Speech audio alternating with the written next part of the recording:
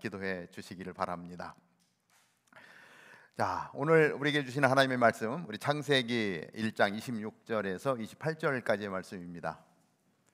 창세기 1장 26절에서 28절 3절 말씀인데 우리 한번 큰 목소리로 같이 보도록 하겠습니다. 시작. 하나님께서 말씀하시기를 우리가 우리의 형상대로 우리의 모양을 따라 사람을 만들어 그들의 바다의 물고기와 공중의 새와 가축과 온 땅과 땅 위에 기는 모든 것을 다스리게 하자 하시고, 하나님께서 사람을 그분의 형상대로 창조하시니 곧 하나님의 형상대로 사람을 창조하시되 하나님께서 그들을 남자와 여자로 창조하셨습니다. 하나님께서 그들에게 복을 주시며 그들에게 말씀하시기를 자식을 많이 낳고 번성해 땅에 가득하고 땅을 정복하라. 바다의 물고기와 공중의 새와 땅 위에 기는 모든 생물을 다스리라 하셨습니다. 아멘.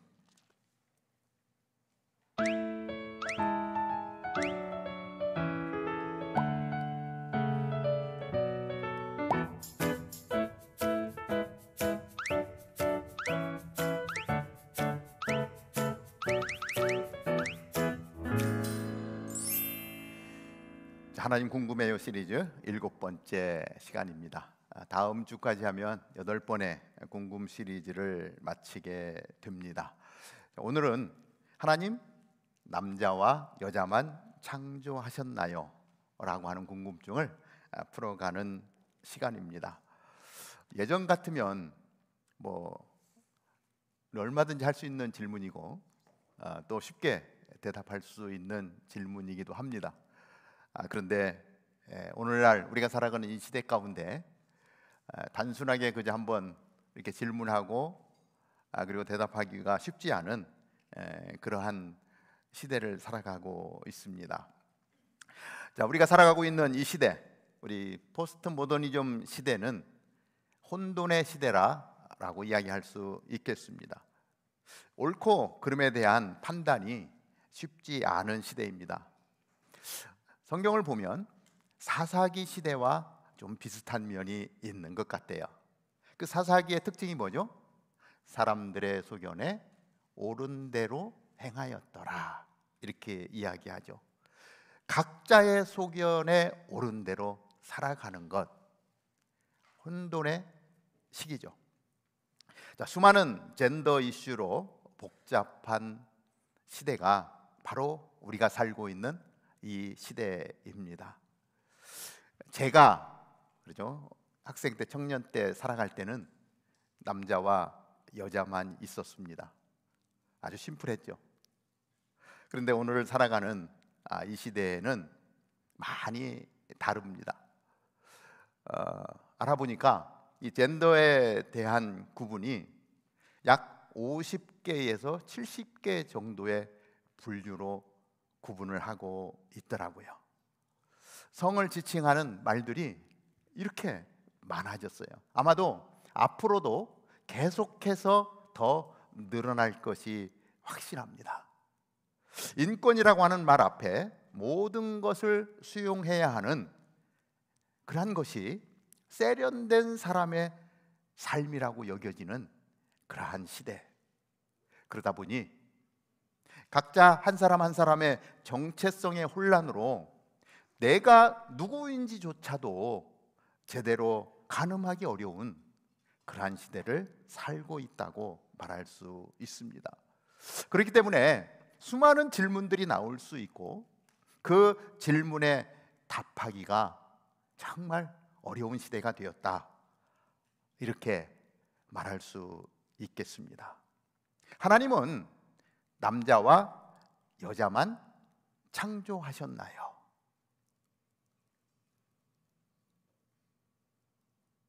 하나님은 정말 남자와 여자만 창조하셨나요? 수많은 젠더들이 있는데 나는 그러면 어떻게 되는 건가요?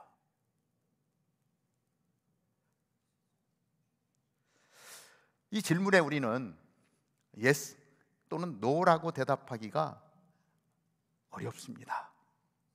어떻게 답을 줘야 될지도 모르는 그러한 시대죠.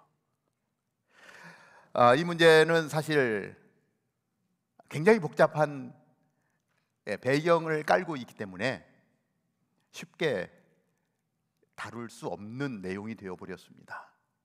그래서 많은 교회들이 이러한 질문 자체를 회피하고 대답하지 않는, 그냥 넘어가는 그러한 시대입니다. 왜냐하면 괜히 건드려봤자 좋은 것 하나도 없다. 문제만 커지고 혼란만 가중된다라고 하는 것이죠.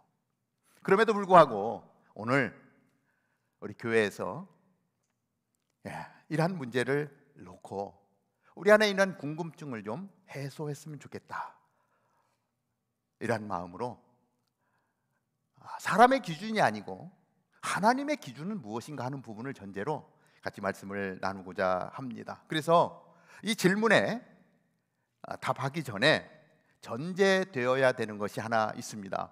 그것은 사람이, 우리가 하나님의 창조물인가 라고 하는 것, 내가 하나님이 나를 지으셨다라고 하는 확실한 믿음을 갖고 있는가. 왜냐하면 창조를 믿지 않는 사람에게 하나님이 남자와 여자를 창조하셨다라고 말해봤자 이 생명에 대한 근본에 대한 이해가 없는 사람에게 답할 수 있는 방법은 없는 거죠. 그렇기 때문에 이 질문은 하나님께서 이 세상을 창조하셨고 창조한 마지막 날에 하나님이 사람을 만드셨다라고 하는 이러한 믿음을 전제하고, 그것을 믿는다는 믿음을 확신하고, 그리고 우리의 문제를 다뤄보고자 합니다. 그래서 이러한 믿음을 내가 가지고 있다면 우리는 사람의 관점이 아니라 성경으로 돌아가는 겁니다. 그래서 변하지 않는 진리 가운데서 답을 찾아가는 것이죠. 그래서 제가 먼저 믿는 것은 하나님은 모든 세계와 사람을 창조하신 창조주입니다. 하나님은 모든 세계와 사람을 창조하신 창조주입니다. 확실한 이 믿음을 가지고 나아가는 것입니다. 창세기 1장 1절 아마 다 기억하실 줄 아는데 같이 한번 암송해 볼까요? 시작.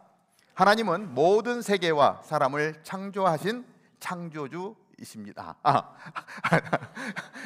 자, 하나님께서 태초에 하늘과 땅을 창조하셨습니다. 이 개역 개정에는 태초에 하나님이 천지를 창조하셨습니다 이렇게 기록을 하고 있는데 우리말 성경으로 이게 바뀌다 보니까 때로는 많이 헷갈리기도 합니다. 자, 하나님께서 태초에 하늘과 땅을 창조하셨습니다. 여러분 믿으십니까? 아멘? 아멘. 이 믿음에 근거해서 우리가 말씀을 같이 나눕니다. 자, 하나님께서 천지를 지으시고 사람을 만드셨습니다. 사람은 내가 어디에서 왔는지, 그리고 오늘 내가 어떻게 살아야 하는지, 그리고 이후에, 죽은 이후에 어떻게 될 존재인지를 사람 자체가 알 수 있는 방법은 없습니다. 아무도 내가 이곳에 존재하는 존재의 이유를 알 길이 없는 거예요. 제가 오늘 아이패드를 가지고 이렇게 말씀을 정리해 놨지만 이 아이패드가 스스로가 나는 누구인가, 이 아이패드가 해야 되는 일이 무엇인가를 알 수 있는 방법이 없겠죠. 이 아이패드를 만든 사람이, 그죠? 아이패드를 기획했을 거 아닙니까?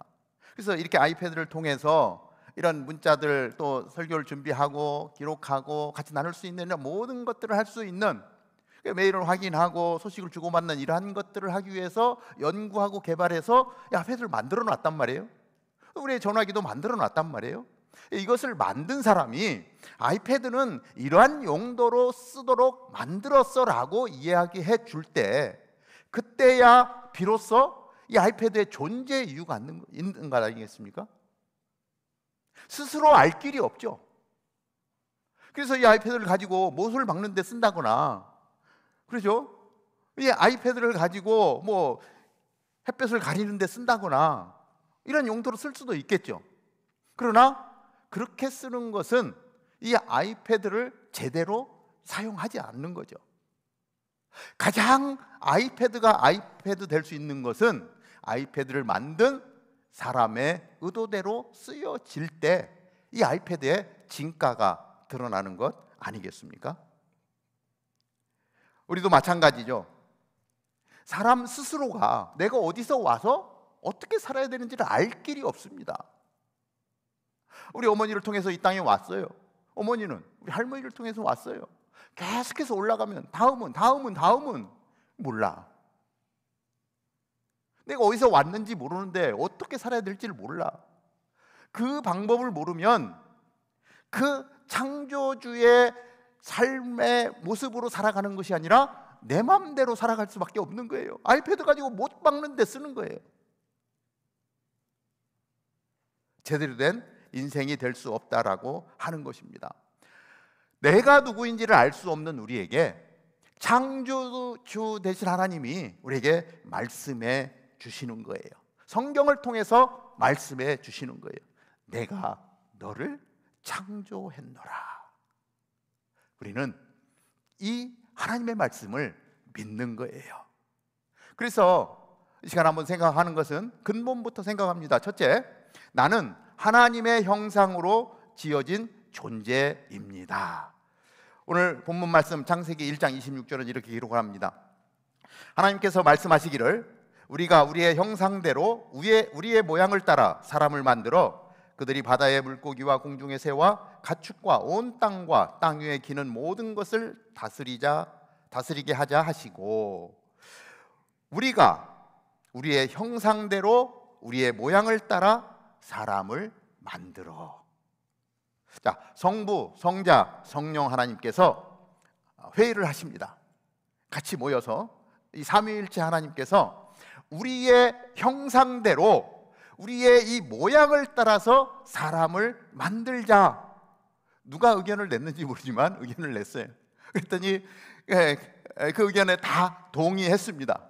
그렇게 해서 사람이 창조되었다라고 하는 것이죠.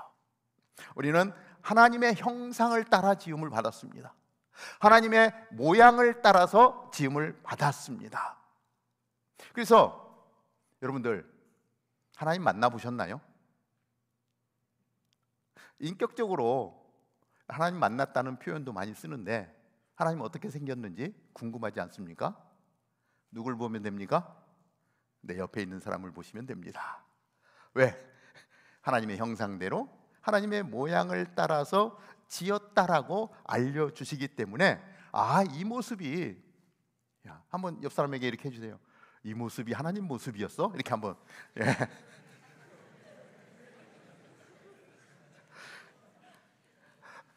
우리 옆 사람에게서 하나님의 모습을 봐야 되는 거예요.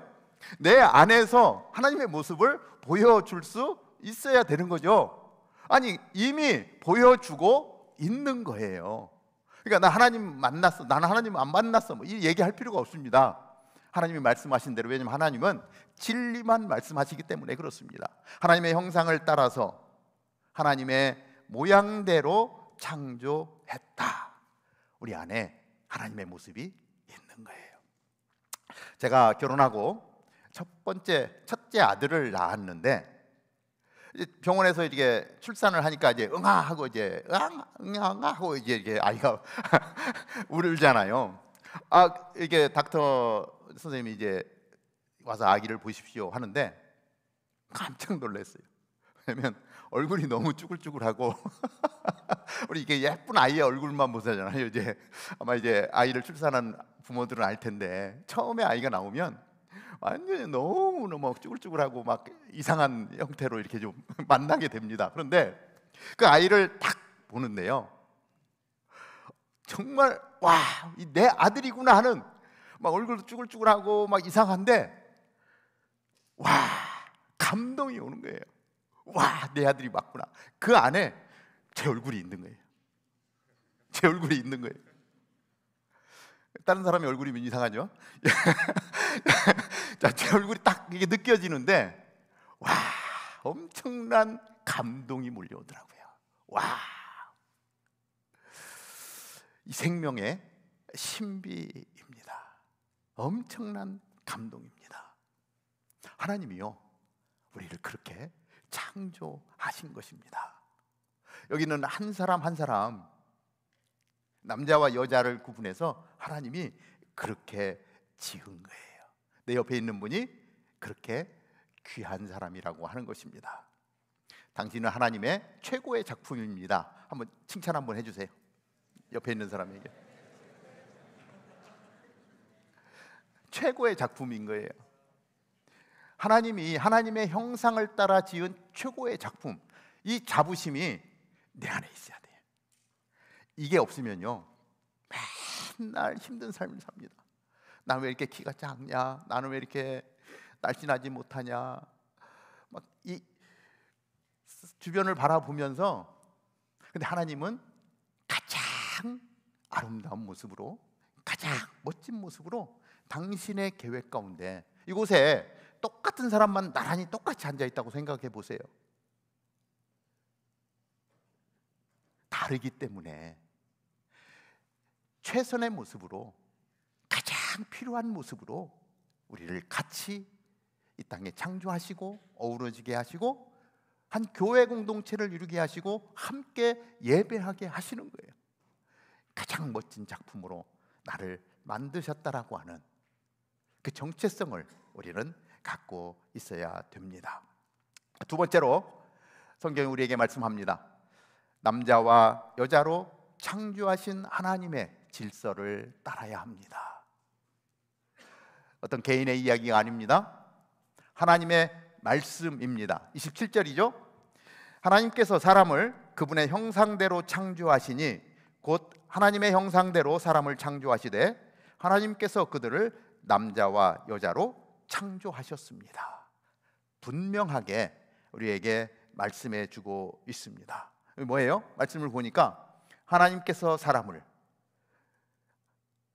하나님께 형상대로, 하나님께서 그들을 남자와 여자로, 계속해서 하나님께서 남자와 여자를 창조하셨다라고 강조하고 있습니다. 남자와 여자를 창조하신 하나님께서 놀라운 계획을 세우셨습니다. 이 남자와 여자를 창조하신 하나님이 이 남자와 여자가 서로 사랑하게 하시고 그 사랑의 결과로 결혼 제도를 세우시고 두 사람이 하나 되게 하는 놀라운 계획을 이루십니다. 그래서 결혼은요, 하나님께서 제정하신 제도예요.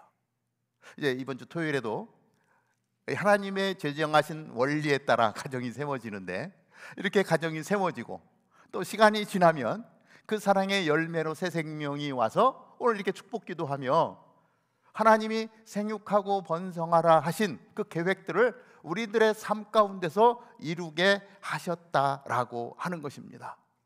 남자와 여자가 부부가 되어서 정말 한 가정을 이루고, 그리고 부부에게만 주신 이 성의 기쁨을 누리게 하시고, 그리고 생육하게 하시고 번성하게 하시면서 이 땅을 다스리게 하시는 것, 이것이 하나님의 창조 원리라고 하는 것입니다. 이제 토요일 날 제가 주례를 하게 되는데요, 이 남자와 여자를 세우고 주례를 할 수 있어서 얼마나 좋은지 모릅니다. 지금 시대가 그런 시대가 됐어요. 이것이 기쁨일 될 수가 있다니 말도 안 되죠. 그리고 이 가정에게 이제 생육하고 번성하는 복을 하나님께서 더해 주실 것입니다. 하나님은요, 우리가 각자의 소견에 오른 대로 살게 하지 않으세요. 하나님은 하나님의 창조물이 하나님의 창조의 원리대로 살아가기를 원하시는 것입니다. 자, 남자와 여자로 창조하신 하나님, 그 하나님 우리에게 사명을 주셨는데, 자, 세 번째입니다. 하나님은 우리에게 생육하고 번성하는 사명을 주셨습니다. 28절입니다. 하나님께서 그들에게 복을 주시며 그들에게 말씀하시기를 자식을 많이 낳고 번성해 땅에 가득하고 땅을 정복하라. 바다의 물고기와 공중의 새와 땅 위에 기는 모든 생물을 다스리라 하셨습니다. 가정을 이룬 부부에게 주시는 사명, 첫 번째가 뭡니까? 자녀를 많이 낳는 것입니다. 제가 주례할 때마다 강조하는 것입니다. 좀 많이 낳았으면 좋겠어요. 왜냐하면 이것이 뭐 제가 드리는 말씀이 아니라 하나님이 그렇게 말씀하셨어요. 자녀를 많이 낳고 번성하라고 말씀하셨습니다. 저에게는 세 자녀가 있는데요, 아들, 딸 이렇게 있습니다. 그런데 시간이 지나니까 하나를 더 낳았어야 되는데, 아들 둘, 딸 둘이어야 되는데 아들이 혼자 있는 모습이 너무 외로워 보이는 거예요. 그런데 저만 그런 게 아니라 이제 제 나이쯤 되는 사람들은요, 대부분 똑같은 얘기를 해요. 여러분들이 그 얘기를 들으면 목사님 도대체 무슨 얘기를 하는 거야 라고 생각하겠지만, 여러분들이 제 나이 때쯤 되면 분명히 똑같은 생각을 하리라고 생각합니다. 왜냐하면 제가 여러분 나이일 때 우리 선배님들이 똑같은 얘기를 했었거든요. 이게 그 나이가 돼봐야 아는 거예요. 근데 이것이 사람이 하는 게 아니라 하나님이 우리에게 말씀하신 것 때문에, 하나님의 창조 질서이기 때문에 자녀를 많이 낳는 것이 복이다라고 하는 것입니다. 하나님 우리에게 그렇게 이 땅을 정복하라고 말씀합니다. 바다의 물고기, 공중의 새들, 땅의 모든 생물을 다스리는 사명을 주셨습니다. 전에 우리 독서클럽이 있는데, 독서클럽에서 나의 지구를 부탁해 라고 하는 책을 읽고 토론을 했던 적이 있습니다. 거기에서 주던 내용은 뭐냐면, 하나님이 우리에게 맡겨주신 이 땅, 지구, 우리가 보호하고 다스리고 잘 돌봐야 된다라고 하는, 그래서 지금 한없이 망가져가는 이 지구를 우리가 어떻게 되살릴 수 있을까라고 하는 주제를 가지고 같이 토론하면서, 우리가 너무 무분별하게 이 세제라든지 이런 걸로 인해서 이 물을 오염시키고 지구를 황폐하게 만든 이러한 것들을 우리라도 좀 줄일 수 있도록 해보자. 그래서 천연 세제를 만들어서 나눠주기도 했었습니다. 이 지구를 돌보고자 하는 작은 몸부림이죠. 하나님은 이 땅을 우리에게 그렇게 맡기신 거예요. 그래서 잘 관리해야 될 필요가 있다라고 하는 것입니다. 자, 하나님은 그렇게 우리에게 남자와 여자를 창조하시고 가정을 이루게 하시고 생육하고 번성하며 이 땅에 주신 모든 것들, 바다의 물고기까지도 너무 무분별하게 물고기를 잡아서 씨를 말리지 않습니까? 잡지 않아도 되는데 그냥 그걸 불을 쌓느라고 자원을 다 없애버리고 있지 않습니까? 하나님의 창조 원리에 어긋나는 것들이 너무 많은 거예요. 우리 크리스찬만이라도 하나님이 말씀하신 말씀의 원리를 따라 삶의 이런 습관들 다 바꿔야 될 필요가 있는 것이죠. 잘 다스려야 될 필요가 있다라고 하는 것이죠. 자, 그런데 하나님이 세우신 이 재정, 원칙들, 그리고 하나님이 주신 사명들, 싫어하는 존재가 있습니다. 누구죠? 사탄이죠. 사탄은 어떻게 해서든지 하나님의 이 플랜을 깨는 것에 목숨을 걸었습니다. 그래서 사람을 유혹하고 우리 가운데 죄가 들어오게 하면서 하나님의 창조 원리대로 살아가야 될 우리의 삶이 황폐해지기 시작했고 무너지기 시작했다라고 하는 것입니다. 이 땅이 망가져가기 시작한 겁니다. 그러면서 하나님의 창조 원리대로 살아야 될 사람들이 하나님 없다라고 이야기하고, 하나님 없으니까 그 다음에 누가 하나님이 됩니까? 내가 왕이 되는 것이죠. 내가 하나님이 되어서 내 마음대로 살아가는 것, 그것을 사사기에서는 소견에 옳은 대로 행하였다라고 기록하고 있는 거예요. 얼마나 많은 사람들이 내 마음대로 살고자 합니까? 그래서 죄악의 자리로 들어가죠. 하나님의 창조 원리를 벗어나서 내 마음대로 하려고 하는 것, 그리고 지구를 망가뜨리고 있죠. 하나님 보시기에 얼마나 안타깝겠습니까? 하나님의 정해주신 기준을 벗어나 버리는 것입니다. 하나님의 기준대로 살아가지 않습니다. 우리는 성경에서 하나님의 기준대로 살지 않는 것을 죄라고 정의합니다. 이 땅에 어둠이 덮이고요, 모든 것들이 망가져 버리는 그러한 시대가 되었던 것입니다. 그 모습을 본 하나님이 너무 안타까운 거예요. 그래서 하나님이 다른 계획을 세우셨습니다. 이 망가져가는 이 세상 가운데, 하나님의 창조 질서가 깨지는 이러한 세상 가운데 이것을 회복하시기 위한 하나님의 계획, 그래서 당신의 아들을 이 땅 가운데 보내주심으로 말미암아 그 모든 죄값, 씻을 수 없는 죄값, 하나님만이 갚을 수 있는 그 죄값을 치르기 위해서 아들을 보내주시고 십자가에서 그 죄값을 치르게 하심으로 말미암아 이 망가져가는 그러한 모든 것들을 다시 회복해 하시는 하나님의 계획을 이루기 시작했습니다. 그래서 우리 안에 있는 씻을 수 없는 죄악의 문제들을 예수 그리스도의 이름을 믿음으로 말미암아 우리의 죄를 씻어주시고 우리를 새롭게 하시고, 죄악 가운데 멸망받을 존재가 아니라 새로운 피조물로 하나님의 나라를 유업으로 받을 수 있는 하나님의 사람으로 우리를 새롭게 빚어주셨다라고 하는 것이죠. 그 내용이 고린도후서 5장 17절에 이렇게 기록을 하고 있습니다. 그러므로 누구든지 그리스도 안에 있으면 새로운 피조물입니다. 옛것은 지나갔으니 보십시오, 새 것이 되었습니다. 할렐루야. 우리를 새롭게 하신 하나님, 죄의 자리에서 새로운 피조물로, 새로운 존재로 살게 하셨다는 것입니다. 우리는 그런 존재라는 거예요. 사랑하는 여러분, 우리 이제 어떻게 살아야 됩니까? 어떻게 살아야 되죠? 다시금 새로운 피조물로 빚어주셨는데, 그래서 내 맘대로 살던, 내 방식대로 살던 그 삶의 자리에서 다시금 새 피조물로 빚어주신 하나님의 뜻을 따라 하나님, 창조주 하나님의 창조 원리에 따라 살아가는 것, 그것을 다시 회복하는 것, 이것이 우리의 삶에 회복되어져야 된다라고 하는 것입니다. 창조된 우리는요, 창조주의 계획대로 살아갈 때 가장 행복한 삶이 되는 거예요. 내 맘대로 살아야, 그래야 행복할 것 같지만요, 내 맘대로 살아봤더니 그렇지 않다라고 하는 것을 우리는 얼마든지 경험하지 않았습니까? 하나님의 창조 원리가 회복되어지고 하나님의 말씀대로 살게 되는 것, 그때 가장 행복한 것 아니겠습니까?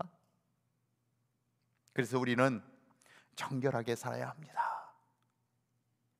깨끗하게 살아야 돼요. 그렇게 정결하게 살기 위해서는 우리는 하나님의 말씀을 붙들고 살아야 합니다. 그래야, 하나님의 말씀대로 살려면 하나님의 말씀을 먹어야 되잖아요. 하나님의 말씀을 깨달아야 되잖아요. 그래야 그 말씀을 따라 사는 거 아닙니까? 하나님의 말씀이 내 안에 있어야 내가 성령 안에 거할 수 있는 건 아닙니까? 하나님이 도와주지 않으면 우리는 정결한 삶을 살 수가 없습니다. 거룩의 거자도 들어가지 못합니다. 하나님의 말씀을 붙들고 성령 하나님을 의지하고 두 팔 벌려 나아갈 때 성령 하나님이 우리를 붙들어 주시고 새롭게 하시고 정결하게 살아갈 수 있도록 지혜 주시고 능력 주셔서 하나님의 창조 원리대로 살아갈 수 있도록 우리를 인도해 주신다라고 하는 것입니다. 그 구원의 은혜를 우리 가운데 주신 거 아니에요. 우리는 우리의 삶에서 그 구원의 감격을 가지고 살아야 되는 하나님의 사람들입니다. 이걸 잊어버리면 안 돼요. 그러면서 생육하고 번성하고 이 땅을 돌보는 사명을 이루어야 합니다. 가끔 우리 젊은 친구들 만나면요, 목사님 저는 결혼해도 아이를 안 낳을 겁니다. 너무 쉽게 얘기해요. 하나님의 원리를 깨는데 내 마음대로 살고자 하는, 너무 자연스럽게 얘기해요. 그리고 실질적으로 그렇게 사는 사람들을 우리는 종종 볼 수 있습니다. 하나님의 원리에서 벗어나면요, 절대 행복할 수가 없어요. 저는 그래서 우리의 주례를 하면서 늘 강조합니다. 자녀를 많이 낳으십시오. 이 땅을 정복하십시오. 아름답게 돌보십시오. 그 사명을 이루는 것, 이 삶을 빛과 소금의 삶이라고 이야기합니다. 우리 다운타운 캠퍼스에 오시는 우리 형제 자매님들, 우리의 삶의 자리에서 정말 참된 빛과 소금의 삶을 살 수 있게 되기를 주님의 이름으로 축복합니다. 그런데 우리가 살고 있는 시애틀 땅, 잘 아시죠? 이 시애틀 땅에 성 정체성으로 정말 어려움 가운데 있는 사람들이 우리가 생각하는 것보다 훨씬 많습니다.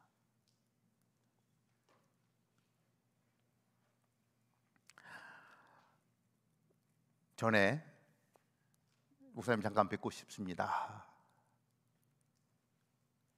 그리고 같이 교제하는 중에 커밍아웃을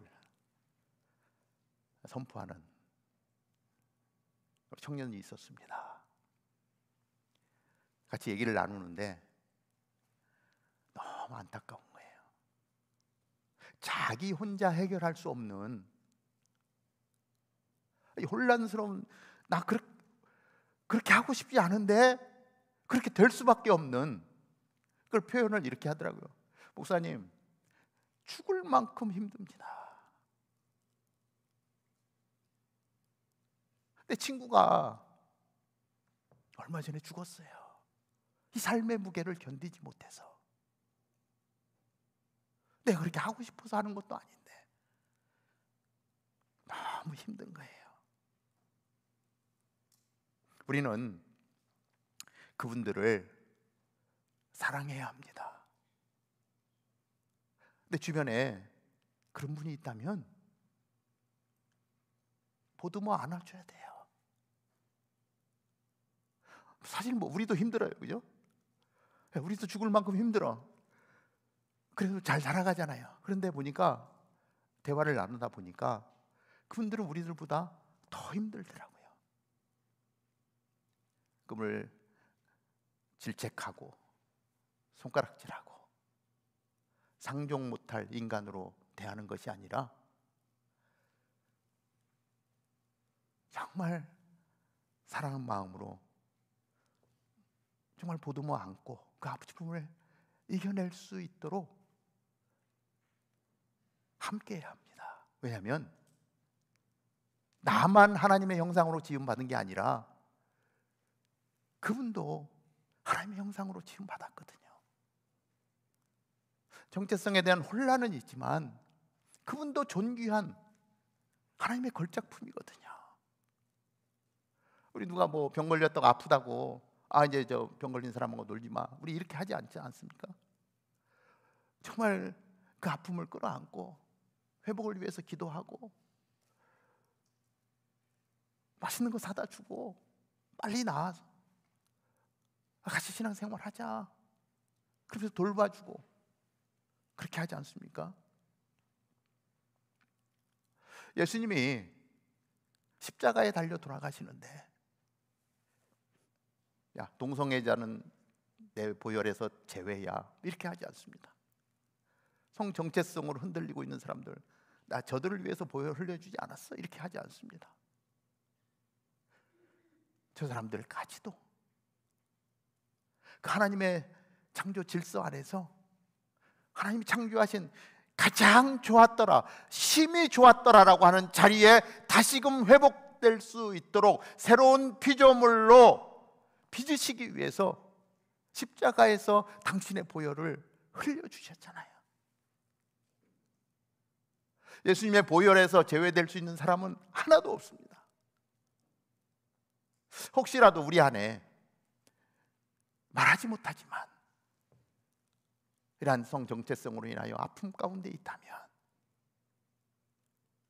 사람의 방법이 아니라 하나님의 말씀 안에서 하나님의 창조 원리를 발견하고 성령의 도움을 구하며 다시금 새로운 피조물로 회복될 수 있게 되기를 간절히 바랍니다.